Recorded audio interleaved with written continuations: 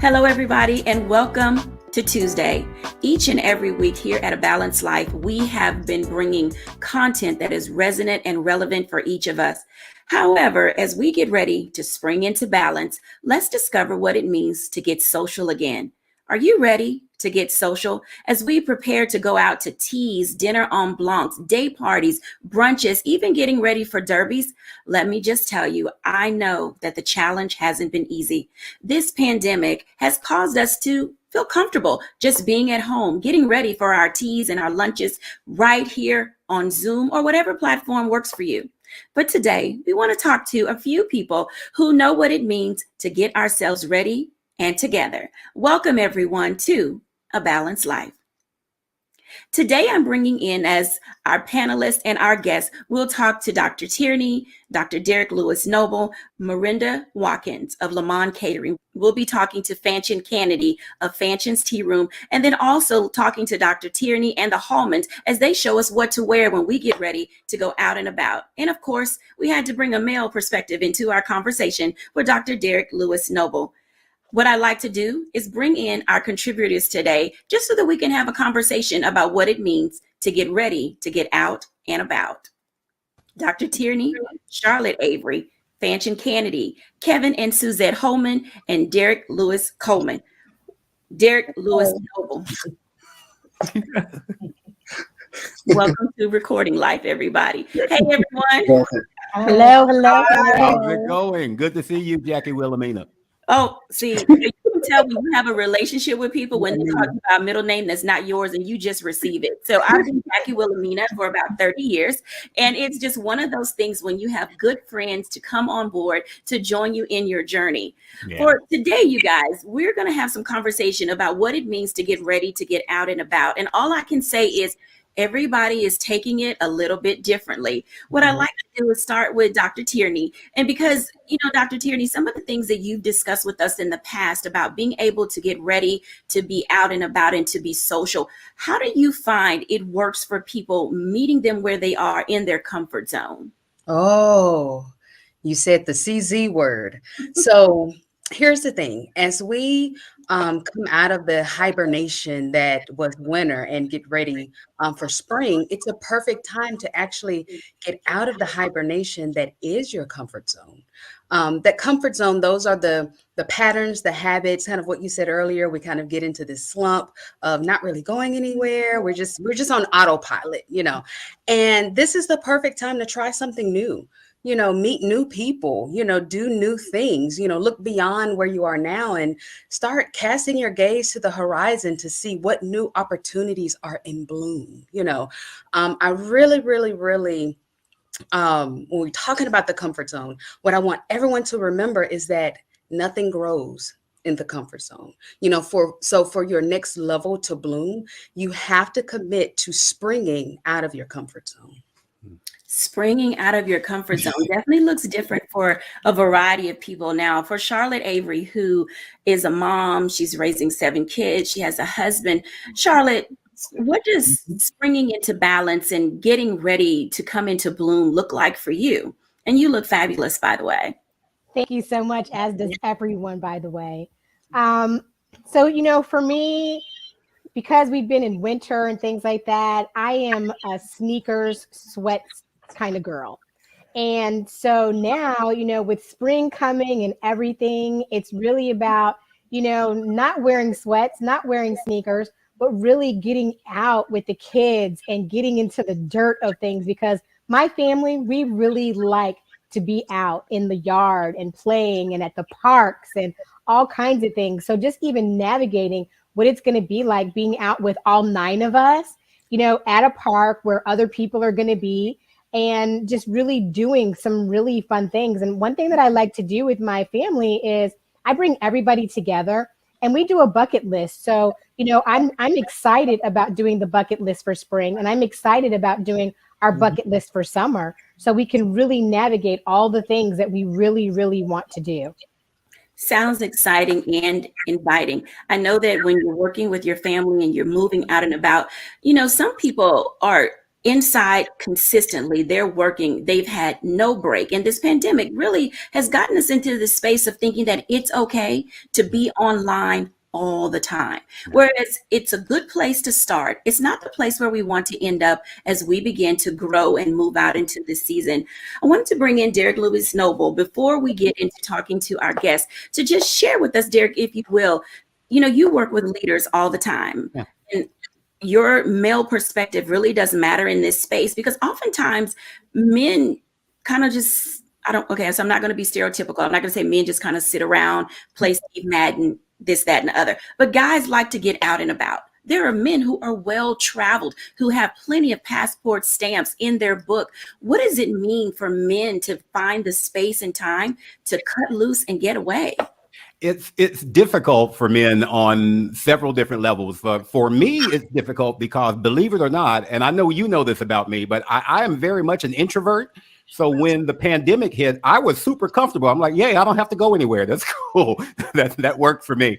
But many guys like to be out. I don't know if it's necessarily doing things like teas, but definitely getting out for sporting events, things of that nature. So for some people, it's been very difficult. For some people, you have to force yourself to be a bit more outgoing. I know for me, I love live music, but I also like being inside with my quiet time. So I have literally forced myself to be around people who will not allow me to get comfortable being inside all the time. So I always tell leaders, find those things that you're passionate about, find those things that you like to do, and find your tribe with whom you feel comfortable doing those things, and find people who will not allow you to be stagnant.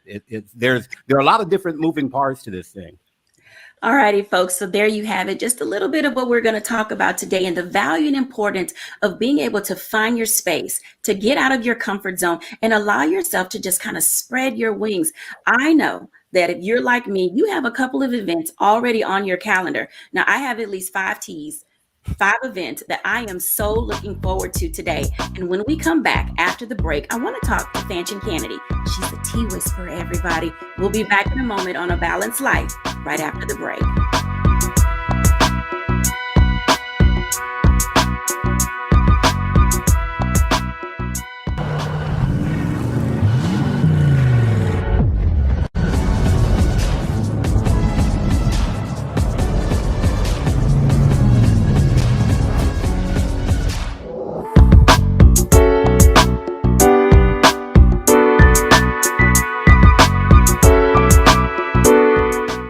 Welcome back, everyone. Our next guest, Fanchon Kennedy, just blew me away. Let me just tell you, the moment that I met her and she shared with me her goal, her vision, her dream, and her aspiration, I knew that she was the perfect person for us to have this discussion with today.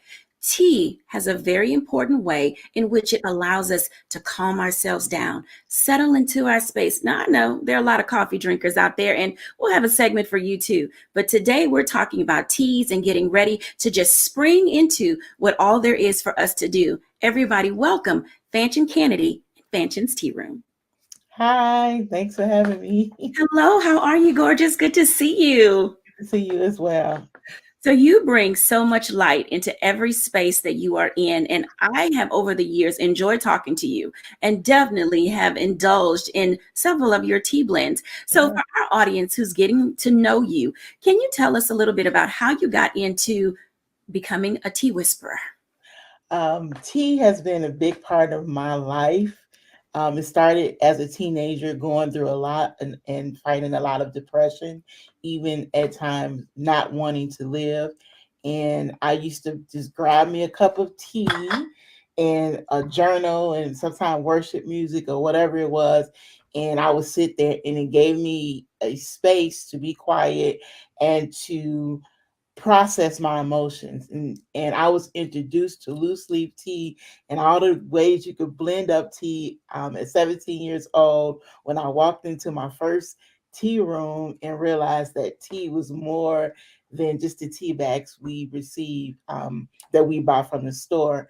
And I remember just standing there in that space and said, I'm going to own my own tea line one day. And the purpose of Fancy K's Tea Time is to help uplift people, inspire people. I want people, we say it's a cup of tea a day takes the stress away. I want to encourage people to take 15 minutes of a day of stillness, sip your tea, have tea time, and reflect, think, whatever, and you'll be surprised how that relieves stress, helps you process your emotions, and just makes you, it refreshes you for what's to come and what's next. So that's why I'm in the tea business. Now, I love that you said that because it gives me a little bit more of an insight about what you said, that tea is calming, and it allowed you to come out of that space of depression and not feeling up to your fancy self. Now, when you talk about blending teas and loose teas, now we've all been accustomed to just getting a little tea bag and throwing it in some hot water, but you literally blend loose tea. Can you tell us a little bit about your process, and then maybe what's one of your favorite blends, what's in it, and what does it do for us when we consume it? Okay. Well, first of all, my favorite blend is whatever my newest blend is. I blend my tea according to what I'm feeling, and if you go to my website, you see my tea's name: confidence, balance. So based on what I feel like it brings to your life in that moment, and I encourage people to drink loose leaf tea. One, because a lot of times the tea that we receive in stores, it has been so mass produced and broken down to so many of the nutrients uh, um, um, and the antioxidants that's in the tea is gone by the time it gets to the cup. And a lot of those teas are flavored down. And when you get loose leaf tea, you're really able to get, not only does it just calm you, but you're also able to get the nutrients that's in the tea, because loose leaf tea hasn't went through that process of just being broken down into just really tea dust, is what you get a lot in the stores. And so I blend tea. For example, when the pandemic started, one of the first things I did is blend together a tea that boosts your immunity system. And that's what's great about tea. You can start with tea, you could do herbs, you could do so much. It's like hundreds and thousands of herbs, and maybe not hundreds of thousands, but it's like so hundreds of herbs and spices and ways to blend up tea. And if you do your study, and as I do my studies, and I learned from other tea masters, I was able to blend up the perfect immunity tea to help boost your immunity system. And so that's what's great about loose leaf tea, and that's what's different about it. And also, you can, if you like I have a peppermint. I've been into peppermint tea lately, and it's been helping me a lot with some other things that I have going on. I didn't realize the benefits of peppermint. So then I take the peppermint and I put it with a flavor. Maybe like I make an orange peppermint tea. I love orange tea. So I put some peppermint and blend that together. So you could do all types of mixes and blends. And I do custom blends for people all the time. And I think I'm gonna stop because I could just go on and on about tea. Oh no, I love that you're going on and on about tea because you made a special blend for me. It's called the Balance Tea. And let me tell you, what I want to say that it was the mango passion tea. Okay, I have about the Balance Tea is the pineapple black tea. That's exactly, it's the pineapple black tea together. And let me tell you, it does balance. You literally, when you're drinking that tea and it's steeped just right and the temperature is prepared for you, you drink it. You don't need honey, agave, sugar. You need nothing. It is the perfect tea. And so, Fanchon, one of the things you said you studied about tea, I don't want people to think that you're just out there picking herbs and spices and in your garage or out there in the backyard, orange rinds. What was your study process for getting ready for tea? Because you mentioned black tea and there's green tea and there's oolong tea and you have them all listed. I mean, you are truly a master tea blender. Well, God blessed me that one of the top tea masters is right here in Dallas, and he agreed to mentor me. And so it started with him, and he began to mentor me. I would go and sit with him, and he has his own tea room here, and I would sit with him and he would teach me about blends. And then he also had classes that I took to be certified.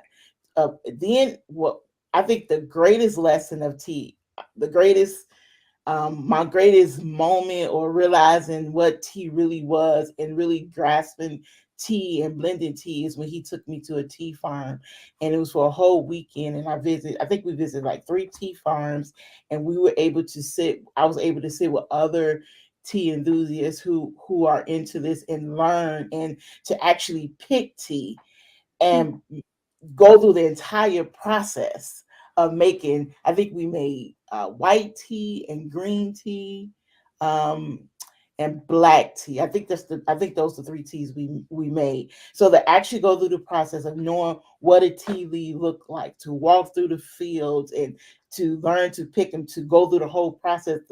It's a crazy process. It's very picky. You have to be very picky, very into the details, the temperature, everything, and just walk through that process and to understand that all putting tea together is a science. I should have paid more attention in school. You know? Who knew that you would go back to all of those science and chemistry lessons as you began to do this tea process? Yes. I want to thank you. And I know we're going to come back to you and bring you into our full conversation, but you have really illuminated for us the value of tea and the benefits of it. I have one final question for you. When you are planning for other individuals, and I know that you package tea, you ship tea, and you send tea. I've watched some of your events that you do. What are some of the perfect pairings for when you're online? What people are doing so many things with charcuterie boards, and they're having sandwich teas, and they're going to different events. Now I'm guilty. I will bring my little Fanchon tea pack with me when I go to the restaurant. That's just me. But what are some of the teas that you see people like to have that sort of go with everything as they're planning their events? Normally I do a tea bar for people. Like I have an event coming up, let's say in Detroit. I'm not going to be there. So with the lady, she's like, okay, what teas do we want? So we'll usually give them 3 different teas. And I usually always pick one tea, which is our confidence tea. It's the oolong tea. It's smooth. It's gentle. Everybody's not into black teas or even green teas, because green teas can kind of be bitter at times. So I always pick a tea that I know in general everybody's going to like, even people who are not. And then you pick a tea that has flavor. Like my passion, our confidence tea is a passion fruit oolong tea. So it's fruity, it's sweet, and most people that are not avid tea drinkers, they're going for that sweetness. And so we'll pick it. I had an event in Atlanta, so I did a peach tea. Because we was in Atlanta, right? So you just kind of think about the crowd. I kind of think about the crowd, who's going to be there, and then what is it going to be about? I'll bring my balanced tea to a wellness event for women, because it has maca powder in it, and that maca powder helps to balance your hormones. So it just depends on the event and what's happening. Peppermint tea is a great tea, believe it or not, for when it's hot outside. You want to do a hot tea. Who wants to have hot tea, when it's hot out? Well, peppermint tea, you can enjoy the tea, but it also like refreshes you. It doesn't make you feel hot and sweaty, So it depends on the event. So that's well, thank you. I think that's important that we know. I want to bring in Charlotte and Dr. Tierney, because I know that they are tea drinkers, and I would love to hear from them. What tea flavors do you ladies enjoy? I love pineapple tea. And actually, just the other day, I was juicing a pineapple, and then I took the rind and I boiled it, and oh my gosh, it was so amazing. So I think that's kind of like my new favorite one. I do love peppermint tea, and I love chamomile tea also, because chamomile tea is really good for my nerves when people are getting on my nerves. That's very good. I think that we all needed that good laugh, because there is always a tea that will be right handy just when you need, like, let me really sip some tea right now, because I cannot. Yeah, exactly. Oh, Dr. Tierney. So here's the thing. So I came prepared because someone said tea. So I said, let me get my good teacup out. But in listening to Fanchon, I'm like, oh, I need to step my tea game up. My tea game is limited to the Publix tea aisle, and it is not going to do it. No. But listening to, and I've had some loose leaf teas, but when you haven't been like brought into that and said, okay, here's how you do it, here's how you steep it, like you were saying, Dr. Jackie, the right temperature and the right, when we're just going for what's convenient, it's like, give me that chamomile tea, give me that green tea, sleepy time, it works, but listening to Fanchon talk about it and the passion and the science behind it, I was like, is there a such thing as a sommelier for tea? Because that's exactly the way that I was sitting here thinking about it. And as you were explaining it, I could almost taste, the pineapple and the, I don't even know what oolong tastes like, but I felt like I was tasting it as you were, describing it. And so it just really kind of piqued my interest even more in tea. I absolutely love tea, but it made me say, okay, it's time. Maybe you need to talk to her to get her to send you some balanced tea, the oolong tea, the pineapple tea, the peach tea. They getting on my nerves tea, that is tea. I need all the teas, But yes, it's definitely something. I love what you said about the piece of drinking the tea. And allowing it to just soothe you, this can be an easy part of your self-care routine. It doesn't have to be expensive. You can just kind of sit, like you said, journal, drink your tea, and have a whole little moment, to yourself, and calm yourself from whatever is happening, in the day. So absolutely. Thank you so much for sharing that. Thank you. Wow. Thank When you. you have your moment, I think that's where we find ourselves today as, we're preparing to get out and about and making decisions about how our levelness readiness looks. Are we really ready to get out and about? Do we feel like being social? I mean, I don't know. I think I'm ready and I'm preparing myself to get ready to be social. And so I know that I can do it online. I know that I can go to an event. And I want to thank you, ladies, for sharing how tea benefits you and how it really fits into the dynamic of your life. When we come back after the break, now that we've decided what we're going to drink, we're going to talk to Miranda Watkins of Lamont Catering, and she's going to share with us exactly how we can get prepared in order to do some easy, elegant entertaining when we come back after the break.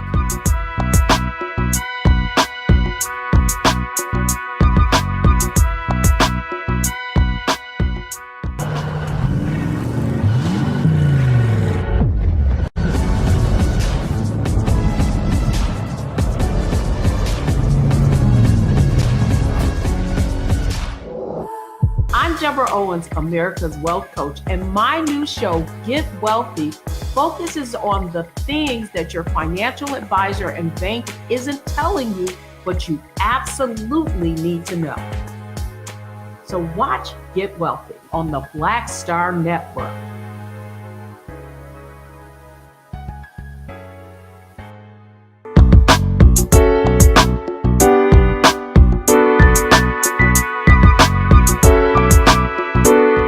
Hey everybody, and welcome back. I'm excited to invite now to share with us Miranda Watkins of Lamont Kitchen.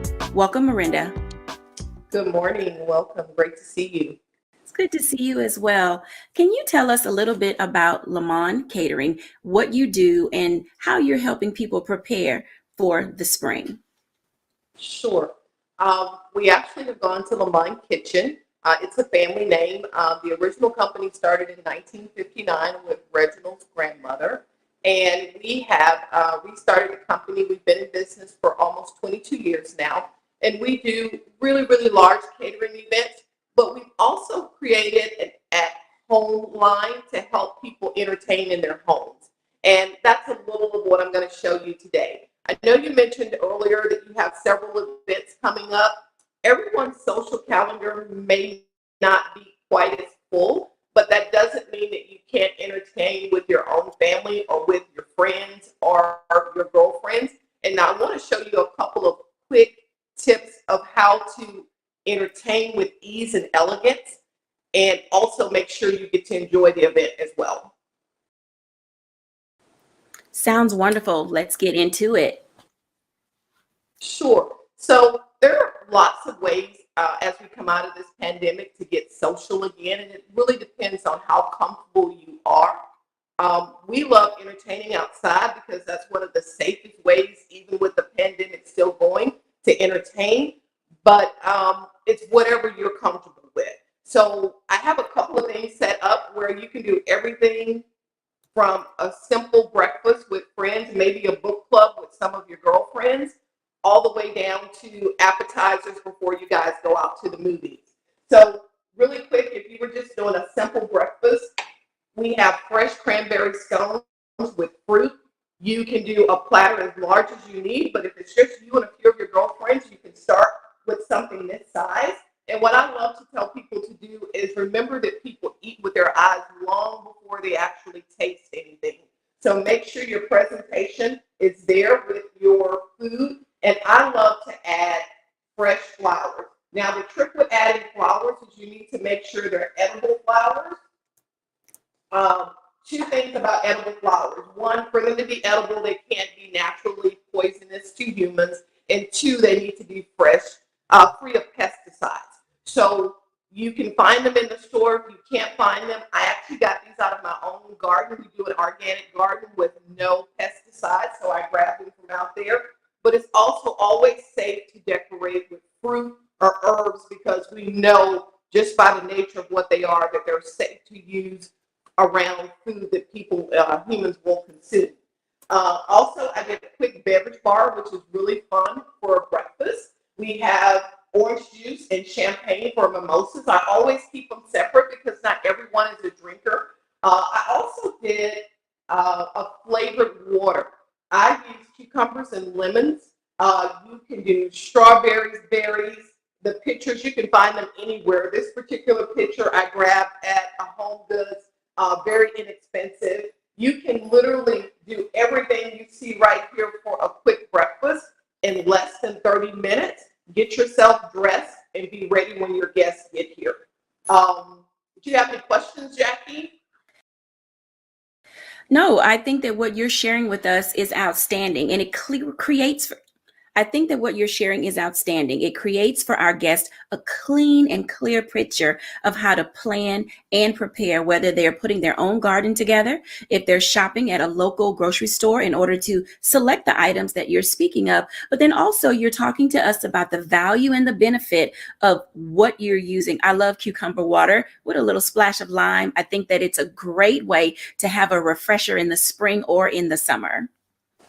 It is. It definitely is. And the point that I want to really emphasize about easy, elegant entertaining is it shouldn't stress you out. Don't put anything on the menu that requires you preparing it 5 minutes before the guests walk in the door. I always like to pick out things that I can do the day before, do in the morning, and that hour before my guest arrives, the only thing I may need to do is pull the orange juice or the champagne out of the refrigerator. I don't want to be frazzled, and I don't want to be so exhausted from preparing that I don't actually have a chance to enjoy what it is that we're about to do, whether it's a book club, whether we're just sitting out on the patio and catching up because we've spent so much time apart. You'll also see that I did a really, really quick arrangement. Like literally anyone can do this. If you're planning on entertaining later in the day, especially if people are just coming over to hang out, another great dish that you can do very quickly is hummus. This is a roasted red pepper hummus with some pita chips and fresh cucumbers. It's very easy to prepare. And again, adjust your serving size by the number of people who are coming over. And you can still use your flavored water to add with that. Thank you so much for sharing with us today. You have given us some outstanding tips and tools that we can take with us into this spring season as we prepare ourselves to get ready. Everybody, when we come back after the break, we will hear from Suzette and Kevin Holman as we prepare ourselves to get ready for spring.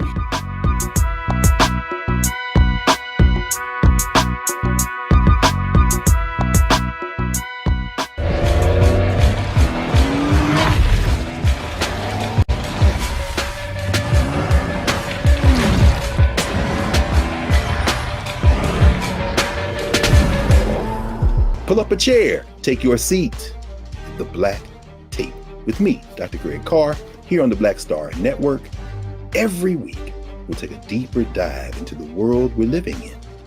Join the conversation only on the Black Star Network.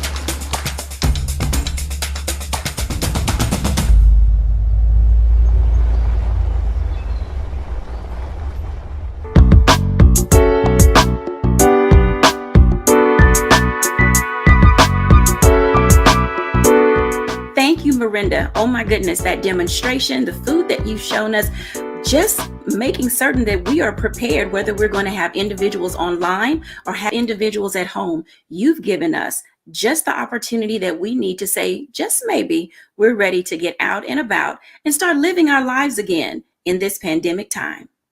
When we come back, we're going to talk about now, what do you wear? What do you wear? Oh my goodness. Sometimes maybe let's see, which one do we do first? Do we decide whether or not we have an outfit and say, this outfit will look good at an event?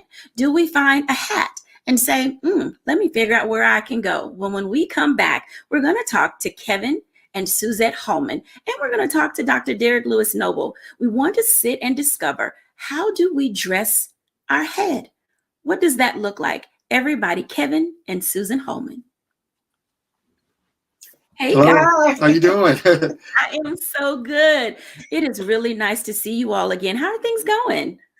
Oh, well, it's good. We had an event yesterday and we came in very late in the morning. Yeah. Yes, and then we were in Florida 2 weeks ago for another event.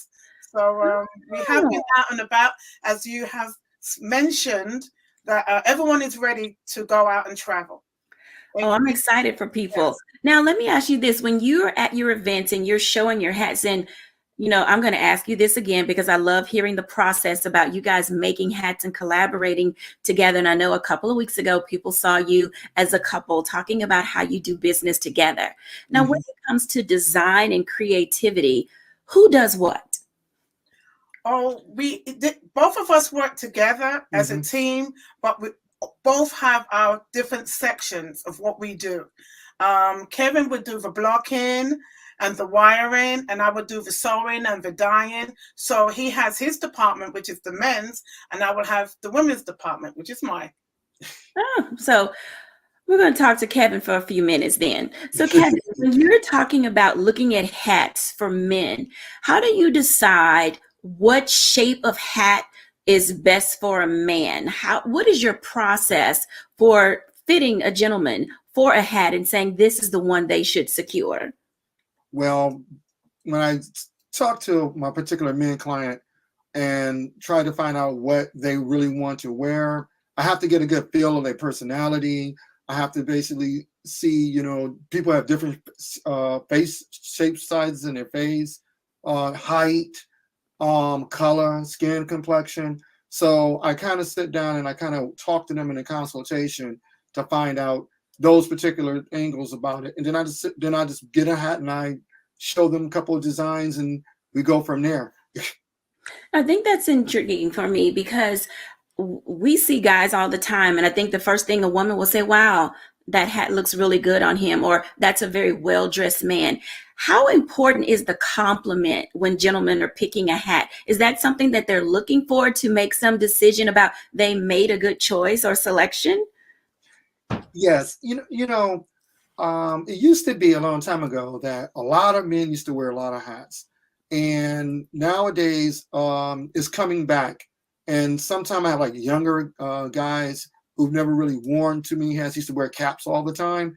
So when I show them something that's a nice hat that looks really good on them, to compliment them and particularly their girlfriend or maybe their young man is married or whatever, it makes them feel really good. And it gives them it gives them a good confidence and self-esteem. A good hat is like good shoes. First thing a woman sees is what's on a man's head and what's on his feet. Now, that is an excellent observation. I want to bring in Dr. Derek Lewis Noble for a second because, you mentioned how hats are selected. And Derek, he mentioned about men's self-confidence. And I know men don't need the accolades. Oh, so there he dons his hat for us, everybody. Ladies and gentlemen, Dr. Derek Lewis Noble. That's just one. That's just one. We're going to get hat changes throughout the episode today, which will be very nice to see. And so the hat that you just put on, did it give you a different feel? It definitely changed your look. Totally. In fact, I got this one in Harlem about 5 years ago. I was walking down the street. I just left Marcus Samuelson's restaurant and I saw it in the window and fell in love. I have been into fedoras since I was a kid. And I got it from my father Because whenever my dad would dress up, my dad was a deacon. Whenever my dad would dress up for church, he would put on the trench coat, and he would always put on a hat that matched his coat. So he had a blue one, a black one, and a brown one, and he just went through those three. And I always liked the way he looked in it. And I always noticed that he was getting compliments every time he had the hat on. So I'm like, okay, if dad gets compliments when he wears the hat, I'm going to do the same. So I've always been more into fedoras than baseball caps anyway. Even when I was a teenager, I would put a fedora on in a second and still do. So, yeah. Now, Kevin, you and Derek are talking about this fedora. Is that the most popular style of hat for gentlemen? Yes, the fedora is really your standard hat, and the particular style of fedora can fit a lot of different people's face and shape and height too, as opposed to other hats. So more people are more common wearing a fedora hat than they are with a pork pie hat or maybe a bigger brim hat as per se. So yeah, it does make a difference. A lot of people do really like wearing fedoras. It's very popular. I saw Derek just did a hat change for us. So the hat that you have on now, that's slightly business and slightly weekend? Yeah. This one it's actually, for me, it's a bit more weekend than business because it's a lighter hat than the other one was. So the texture is a little bit lighter, so it breathes a little bit better. I have just gotten into, well, not just, probably over the last 2 or 3 years, I've gotten into wearing fedoras with very, very casual clothing. When I was really casual, I would stick on a baseball cap or like my go-to LA Dodgers cap. I've just gotten to the point where I realize that fedoras work well with casual looks as well. So that gives me more of an excuse to wear these things. Derek mentioned the feel of the hat was lighter, and I noticed when he flipped it over, it had like a satin lining on the inside, and the felt hats are a little bit thicker. When should men switch hat textures for varying times of year? Now we're getting ready to get out in the spring, and fedoras also come in a bamboo straw-like style as well. Yes, fedoras come in many different materials. Especially for spring and summer, you can go with more of your Panama straws, your Shantung straws. Even some of what I'm wearing is considered to be a multi-braided straw. And there's something you can wear too. It's more flexible, a little bit more pliable, and sometimes you have to worry about being crushed. So yeah, when you in spring and summer, you really want to wear some of those hats, depending on where you stay at too. Because if you're in Florida, Louisiana, in the South, it's very hot down there and very humid, so you do want to wear a hat that you can breathe. Yeah. Now that's very interesting. Suzette, I have a question for you when you talk about hats being able to breathe. Now, we as women, we will drop a hat in a second if it looks too heavy, it starts to get too hot, and then we move to the style of hat that I'm wearing today, the Fascinator. So when should women change up their style of hat, and does it go with the season or with the clothing? It goes with the season, the clothing, and also the event that you're going to. I noticed on the show, the type of material that the women on the show are now wearing. The one that looked... Charlotte and Dr. Tierney. Yes. Come on in. Let's see what you're wearing. Yes. One is called a sisal, which is very light and very breathable. Now, most women don't wear a sisal because it's more for the derby, La Blanc, a dinner, like you said, garden parties and weddings. Then you have one of the ladies who were wearing a cinema fascinator. That could be worn to an event like derby, garden party, or a jazz event. You may never, depending on your taste and what you want to wear. Yeah. Now, the hat that my husband is wearing, the fabric, I find that most women are wearing those, which is heavy and it makes their hair sweat. So it's best to have a lighter straw in the spring, and there's different type of straw which can look meshy, which is light, and then there's a sisal, which is light. Then there's the Panama, but not very many women wear Panamas. They're just like the basic look, which is its multi-blended straws. Very nice. I have a hat from you. It's my purple hat, and I know that at some point we will show it when we do our breaks. And one of the things that you mentioned to me when I got the hat, you said, "Are you from here, which at the time we were in New Orleans at Essence. And I mentioned that I had to bring it back. Now, the hat that I have from you is a soft straw and it's packable. I think that's one of the most favorite things that I love about that hat is that I can squish it and then it pops back up and it's got a little height to it. Why is it important? You know, we travel, we go to events. How important is it for us not to have to also have a hat box when we travel? Because a hat box, you can have a hat box. It depends on where you're traveling. I would suggest sometimes you can stuff your hat depending on the shape and the quality of the hardness of the hat in the middle of your suitcase. You can stuff it, then put your clothes around it, then put a cardboard on top and a cardboard down the bottom. Now, because of COVID and the way everyone's traveling, everyone wants to carry less. So when we do shows, we always ask where you're traveling from. Most of our customers are from the California, down south, or from New York, etc. when we do these events. So I always tell them how to pack so they're comfortable purchasing the hats to travel back to where they come from. Thank you for sharing that information. When we come back after the break, I want to bring the ladies in and talk a little bit about hat wearing and where we're going in this season. We'll be back in a moment after the break.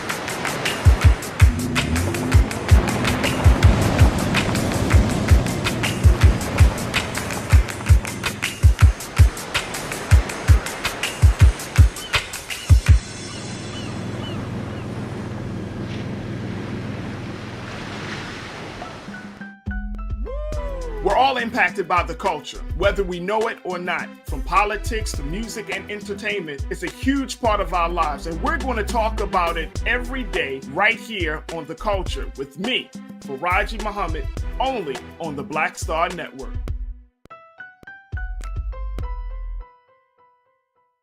It's time to be smart.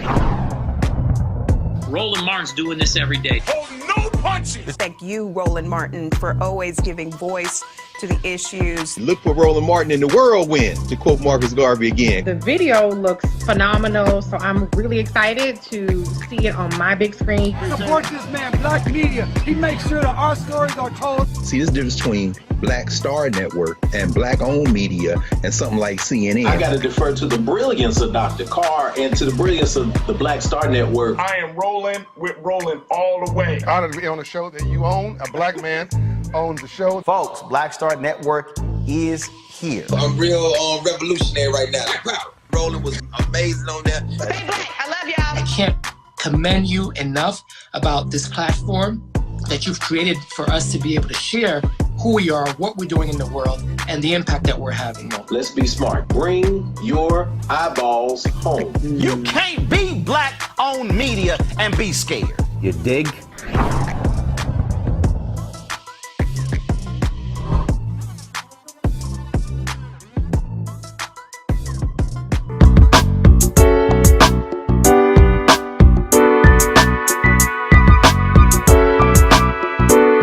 Welcome back, everyone, to A Balanced Life. Let's bring in Fanchon, Dr. Tierney, Charlotte Avery, and the Hallmans for just a moment. I want to talk for a moment, ladies, about this hat wearing thing because you guys are fancy today. And, you know, a lot of ladies now are in that space where we put on hats, not a ball cap, but we like to look fashionable because we've been in this pandemic now for almost 3 years and we weren't getting out and about, but we love to throw on a very nice hat and a nice, cute outfit. So, Charlotte, what kind of hats are you wearing as you get out and about this spring? So the hat that I'm wearing right now is actually one of my most favorite hats. I have a really small head. And so this is like one of the first hats that I ever bought that like fit my head practically perfectly. And, I like to like tilt my hat to the side, but also I like the broad rim hats, also the sun hats. I love floppy hats too.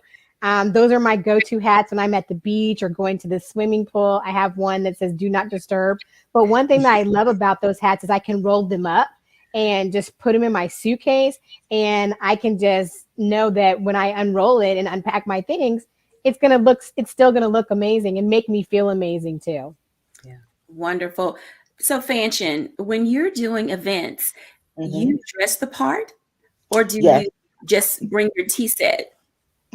No, I dress the part. I everything goes with the event, the tea, everything. And this is one of the hats. I love hats that, like, the big hats look great on me. Sometimes small hats. My head is big. Hers is small. The ladies put hers is small. Mine is big. So a lot of times it's hard to find hats that fit my head. But most of the time I find that the big hats like this look really nice on me. And I really love the straw hats. I'm not a fashion person, y'all. So I don't know I think that's the straw hat. But I love that because to me they're flexible. So I always look the part. Wherever I'm going, I think about it. Today this is what I will wear to maybe a tea. Somebody inviting me to bring my tea bar to their tea. I will wear something like this to the tea. And always the hat or a fascinator. I have a white fascinator that I really love. And this is like one of my favorite hats too, because it's really hard for me to find hats that really look nice on my head. Well, the hat looks really good on you. Dr. Tierney, what are you wearing as you step out and about this spring? Oh, goodness. So as we're talking about hats, my mom and I, when I was younger, we would have this thing where we would go into Macy's department store, and they had the hat section with all of the what I call the church lady hats. And so my mom would just pick up the biggest, floppiest, the little bitty hats, and she was just like, put that on your head, put that on your head. And what we quickly discovered was that I had a hat face.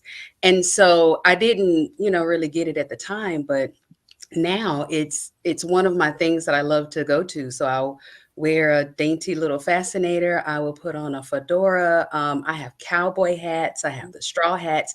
And it's just like what we were just saying, that it just depends on where I'm going, what I feel like. If I'm feeling sassy, today I was summoning the Kentucky Derby. So I was feeling really dainty, very ladylike. And so I put on my fascinator, and so it just depends on where I'm going, how sassy or fancy or dainty or demure, I'm feeling, and I will pull out any number of hats or even a baseball cap. I will throw on a baseball cap in a hot second too, so this season, you might catch me in a cowboy hat, you might catch me in a fascinator, or you might catch me in a fedora.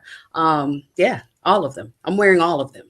Sounds wonderful. I love everything that we have heard today. And as you can tell on this episode of Living a Balanced Life, we're in that space where we're ready to get out and about. I want to thank our guests for being with us today and giving us an opportunity to really learn not only what we need to do to prepare ourselves for getting out and about, but what we will eat, who we will go around, what we will wear, and just a little bit about what we shall drink. I mean, honestly, it's tea season, at least for me. And so I hope that you have enjoyed today's episode of A Balanced Life. And as you begin to spring into this season, that you'll begin to bloom and to blossom and allow yourself to really shine. I want to thank our guests for joining us today. As you can see, it's very important to establish when you're ready to get out and what you want to do when you go out. We've learned a lot today about how to prepare an easy, elegant opportunity, whether it's in your home or if you're out visiting with friends. We've learned exactly how to fit your hat face, if you will, so that when you are preparing to don yourself in your attire to go out this spring, you are prepared and ready. And then, of course, we have seen and really have a great understanding of how tea can have a calming and lasting effect. Thank you, everybody, for watching today's episode here at A Balanced Life.